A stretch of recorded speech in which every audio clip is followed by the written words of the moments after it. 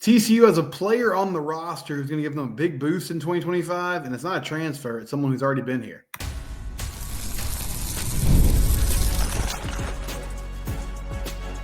You are Locked On Horned Frogs, your daily podcast on the TCU Horned Frogs. Part of the Locked On Podcast Network, your team every day. Locked On Horned Frogs, your team every day. I'm your host, Steven Simcox. I've been covering TCU athletics for the past 12 seasons. We're going to talk about the TCU baseball rotation for the opening weekend against San Diego. That's coming up on Friday. We'll also discuss the TCU women taking down BYU. Golden State Warriors guard Jimmy Butler in attendance at that ball game tonight. They're playing the Mavericks this evening. But we start today. This is not news because this player has been on the roster, but Avery Helm tore his ACL before the season even started last year. It was basically at the beginning of fall camp. Avery Helm went down. Vernon Glover also went down. Two key corners. Avery was going to be a starter in every game and was going to take over that number one corner role, presumably. Vernon Glover would have been a nice depth piece at least. I think there's a ceiling where Vernon could have been a starter eventually or someone that got a lion's share of the snaps. And it's hard to quantify how much you miss someone when they don't play at all, if that makes sense. Like if Avery had played a few games, was playing well, and then you lose him, then it's very easy to point and say, hey, we didn't have that guy. That was a big difference. But I'm here to tell you that having Avery Helm available this upcoming season is going to be a big boost for this TCU defense because he's a really good corner. And his absence, I think it put JT Broughton in a rough spot where he had to play right away and had to be like the dude. Wasn't quite ready for that. Lamarian James did a really nice job, honestly, stepping up. But I feel like there's a world where he could have been on the other side of Avery or even a rotational piece to start the year, and it could have solidified some things in that secondary. The defense as a whole struggled early in the season in games against SMU or UCF. But that game against UCF, as much as it was RJ Harvey running the ball, also they had no answer for Kobe Hudson. And KJ Jefferson was finding him open in these one-on-one matchups. It was a time where you could have used the help of Avery Helm. And I feel like Avery got a bad rap in 2023. He had some tough moments, but overall, I thought he played really well. The tough moments that stood out, 3rd and long against Colorado. It was one of the few moments in that ball game where it felt like TCU had kind of gotten some control and they had Colorado on the ropes a little bit. Shadur Sanders links up with Travis Hunter on just a little seam route, and he jumped over and made the catch against Avery. And then Adonai Mitchell in the Texas game in a 3rd and long where TCU had cut it to a one-score ball game. If they get a stop, they could have got the ball back and had a chance to go down and score to win it.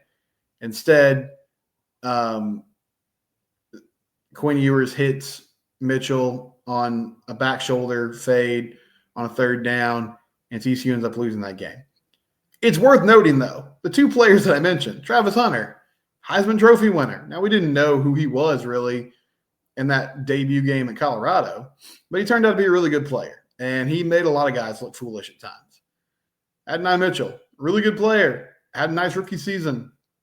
He's probably going to play for a long time in the NFL. These are talented dudes that he was going against. Steven Johnson from the 4-Star Telegram sent a tweet out today that caught my eye, though. And he said, Avery Helm says he's been trying to learn the nickel position during spring football, said he'll be a no-contact participant during the spring. Spring ball starts in about 5 weeks. Now, I don't know. I didn't see that there was any media availability today, so I'm not sure if Steven's working on a story that he's going to publish about Avery Helm or if this was just a media availability that I missed. But it's an intriguing note because in his first season on campus and during his time at Florida, Avery transferred in from Florida a couple off seasons ago, he played on the outside. And he was in that traditional role where there's a lot of one-on-one matchups. You're kind of on an island against big-time wide receivers. And that's what Andy Avalos wants. He wants his corners to be able to match up one-on-one because it allows opportunities to blitz. It also allows opportunities for his pass rushers to pin their ears back, get after the quarterback, and win those one-on-one matchups. but playing in that nickel spot, so being that fifth defensive back in kind of a hybrid role where you're asked to come up and be in run support sometime. You're going to be playing a lot in the slot. You'll be matched up against maybe tight ends potentially at times. There's a lot of variety within that role. So that tells me if they want him to learn that position, there's at least the possibility he's going to spend a lot of time there. So if you have Avery Helm primarily in the slot and kind of in a versatile role where he's being moved all over the field, that changes the rotation everywhere else, because I thought he was going to be someone who was slotted in as an outside corner. Now, the great news is he's great in coverage, Avery is, and he's got good size and he has the versatility to play that spot. So this could simply be something that Andy Avalos kind of mulled over in the offseason and said, you know what, let's give it a try. And it also could be subject to change. It might be something that they just toy around with and ultimately say, maybe this is not the best fit, and they can easily move him back to where he's been in the past, and he should pick that up fine. But this coaching staff, this current defensive coaching staff, they don't really have a great feel for who this guy is.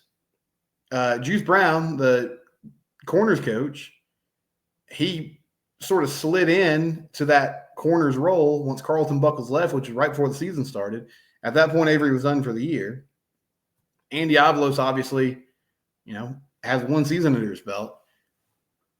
This is the type of player, though, that can really be a game changer within the defense, because if you have the trust and the ability to say, you know what, I think my corners can win these one-on-one matchups, it gives you the opportunity to bring a lot of variety to your defensive scheme.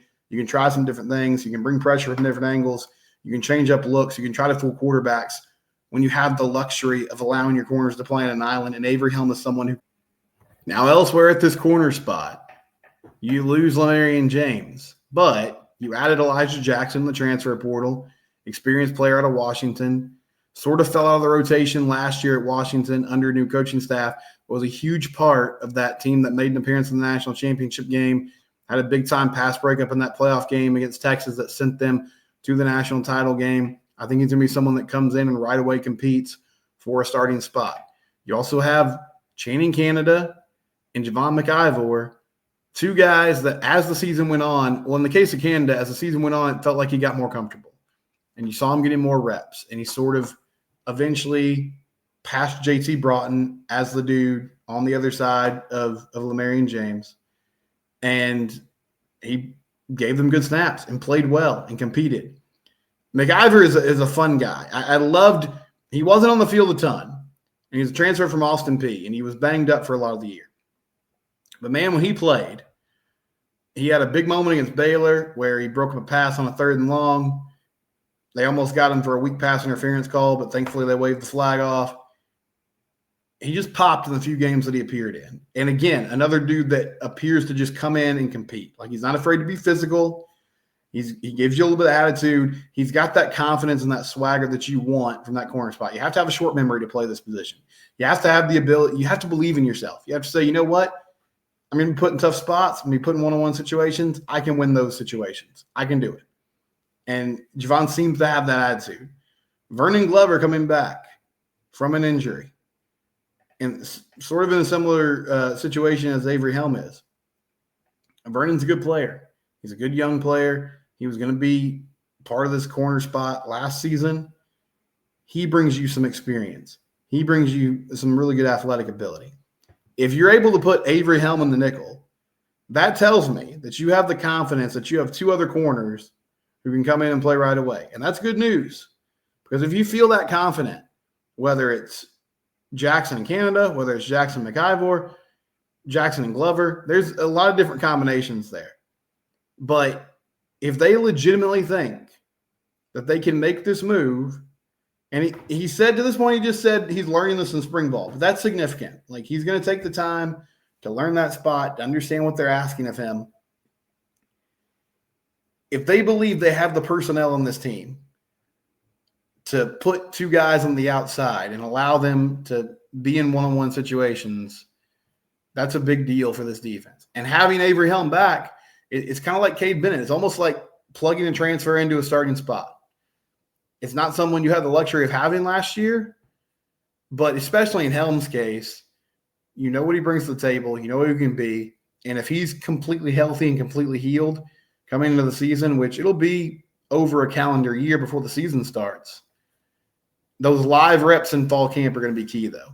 And that might be why they're looking at putting him, at least to start the year, in the slot pretty often, because maybe he's healthy, but maybe he's not healthy enough in August to go through the traditional fall camp experience. And as much as you would love to say he's a vet, he can just pick it up, when you're talking about being off the field, and I'm sure he's done his own work, but being off the field in live and real situations for over a year, that is a huge adjustment. Bottom line is, though, having Avery Helm available again is a big deal for this defense, and it's going to be a big boost for Andy Avalos' side of the ball this upcoming season. When we come back, TCU women's basketball, they get a victory. Nice play from the bench tonight. We'll talk about that next here on Locked On Horned Frogs. It's your team every day. It's a new year, and you're probably getting hounded by all these thoughts, all these resolutions. One, I'm sure that you're thinking about, how can I upgrade the interior of my home? It's time to give your home a little tender love and care. You can always find that decluttering or refreshing your space will help you get back into your routine. Whether you're tidying up, cleaning up, or just want to give your space a new look to start the year, WayFair has everything you need, all within your budget. There's something for every style and every home. WayFair makes it easy to tackle your New Year's home goals with endless inspiration for every space.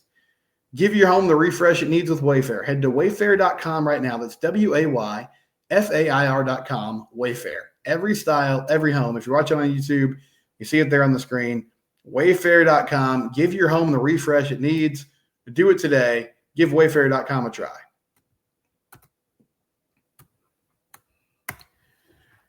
So TCU women's hoops, they were back on the floor at home on Tuesday night against BYU, and they pulled away in the second half and got a 79-47 victory over the Cougars. Madison Connor led the scoring with 14 points. She had 8 points in the first quarter, kind of tailed off after that, but overall, really nice game from Madison. Sedona Prince had 13. Haley Van Lith, 11 points, but a tough shooting night. 4 of 8 from the field, 1 of 4 from 3. The story of this ball game to me, though, at one point in the second quarter, BYU cut the lead to 2. And BYU, like Kansas State and Texas Tech before them, they were putting a lot of pressure on the ball early in the game especially, trying to full court press, trying to trap those guards. But Mark Campbell called a timeout, and I believe his problem was with their defensive effort. He was animated. He was upset. And Mark's a guy that doesn't – I mean, he doesn't play a deep bench, or at least in his first 2 years at TCU, he hasn't. A lot of that's dictated by personnel, but typically they're running 7 or 8 people out on a given night. Well, he basically sat all his starters. He ran a lineup out there. He had Donovan Hunter at point guard. He sent Una Jankovic out there at the 2, and Deja Merrill, who gave him some good minutes in the Iowa State game. She was back out there. Robertson was out there. Agnes stayed in. And they held their own. They actually pushed the lead out to 8, and they had a 38-30 lead at halftime. There's a couple players on this team that haven't gotten consistent minutes this year, but when they've showed up, they've done some nice things. Deja Merrill gave this team really good minutes in that Iowa State game. And it was matchup based. Sedona Prince gets in foul trouble. Audie Crooks for Iowa State, big-time post presence, great player. They needed somebody who could match her size and physicality, so they put Deja on the floor. She did a nice job defensively, but she stepped out late in that ballgame in the fourth quarter, banked in a 15-footer on a pick and pop with Haley Van Lith. She had a couple buckets underneath the rim. She did a nice job. She held her own. And tonight against BYU, ended up with 9 points. Had a nice little turnaround jumper in the second quarter. Got, around the rim a few times and finished well. Played solid defense once again. I think you need to run her out there more. Una's another player. She played a lot last year, especially when this team was going through their injury issues. She's another guard that can handle the ball. that gives you, like, the press doesn't bother her and the pressure doesn't bother her nearly as much. We've seen in these last 3 games, teams are going to blitz pick and rolls. They're going to double these guards off those screens. They're trying to trap them in the backcourt.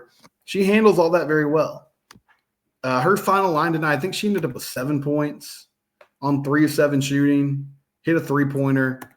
She can score. She can get her own looks off the dribble. I don't know if you can play them every single night, but we're in the time of year, and everybody's dealing with this right now. You're in the thick of the schedule. Like, you've played a lot of minutes, particularly this team in the big 3. We're talking about Madison Connor, Haley Van Lith, Sedona Prince.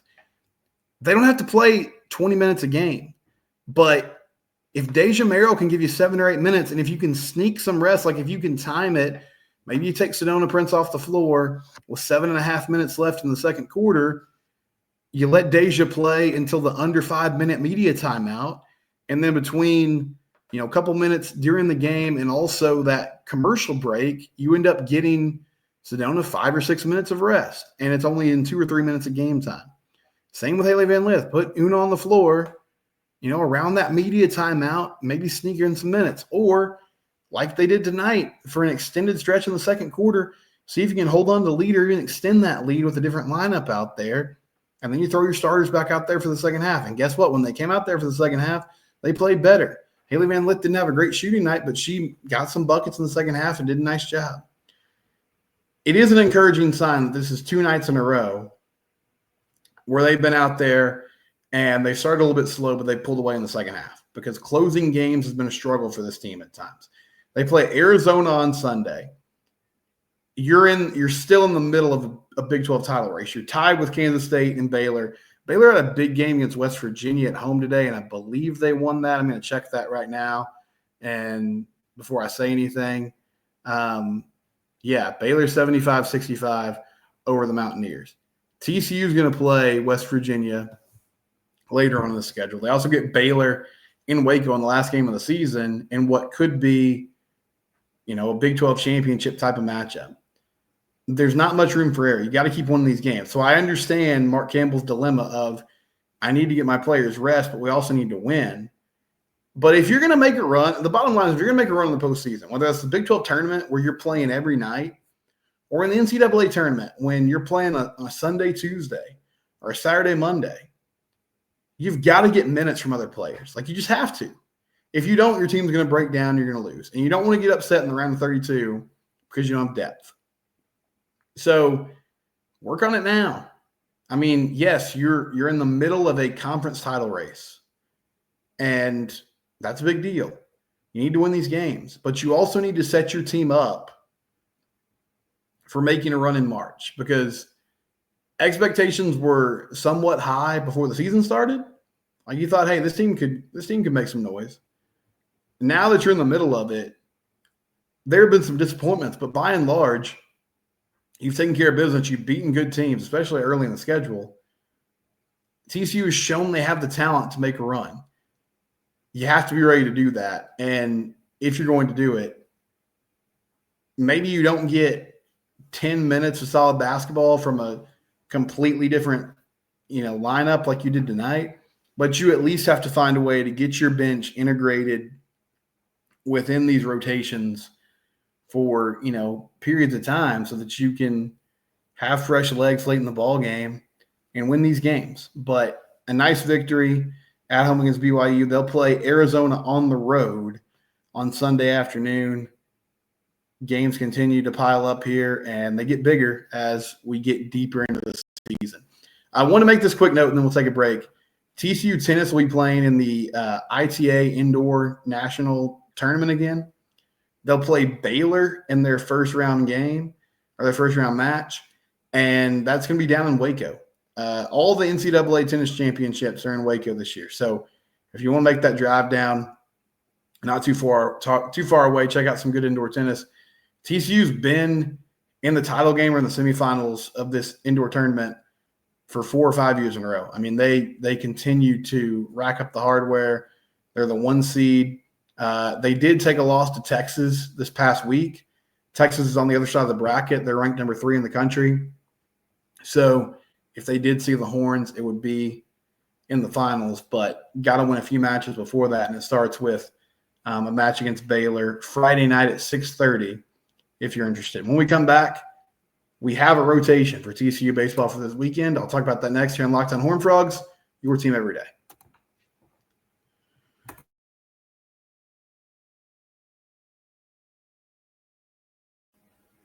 TCU baseball on the West Coast this weekend, a 4-game series against San Diego. All those games are going to be on ESPN Plus, 8 p.m. Central Time start on Friday night, on opening night.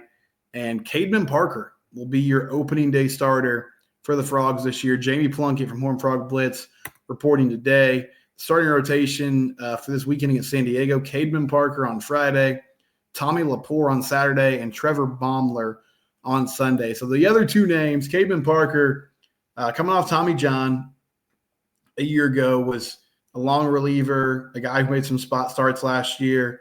He's got a lot of talent. And he was a dude before he went down with an injury a couple of years ago that they thought was going to be a centerpiece of this rotation. Ben Belt, I guess I should stop and back up a minute. Ben Belt and Cole Klecker, not a part of this. Ben Belt supposedly dealing with some sort of injury. TCU is saying it's a precautionary measure that he's not pitching this weekend, but obviously not great news that your potential ace is not going to start.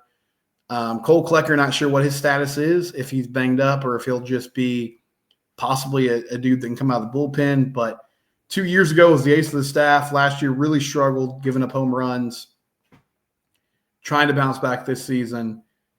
Parker's going to be your opening day starter, though, and he's got the stuff to do that. I think the question is just, how healthy is he? How much is he ramped up in the time since that Tommy John surgery a few years back now? But he'll get the opportunity to go out there and get a first crack at it. And then Tommy Lepore is a transfer from Wichita State. He's got good stuff. His ERA was in the 4s last year. Doesn't have like sparkling numbers, but can get up there in the mid-90s with a fastball. He sounds a lot like Peyton Tole. And Peyton was so good. I don't want to immediately put those expectations on him, but he has the potential to be a dude that can eat innings, that can really get swing and miss with the fastball. And if his secondary pitches are working, he has the ability to command it, then I think he's got the potential to be a really special player. And then Trevor Baumler is a true freshman, and he's a two-way player from Urbandale, Iowa. He was a number 3 overall player in the state of Iowa and the number 80 ranked high school player in the nation by Perfect Game. He was in the 200s as a baseball prospect in the MLB draft this past year. Gatorade Iowa Baseball Player of the Year, tossed 58 innings, had 90 strikeouts with a 1.07 ERA as a senior. So he'll get a chance on Sunday to show his stuff. And, you know, if some of these young guys can emerge, that would be great because we sort of know what we're getting with a lot of these vets. If Franco comes up and becomes a big-time pitcher, whether it's in the bullpen or as a starter, if Baumler can step up and be that guy, that would be a huge boost for this team. But it's here.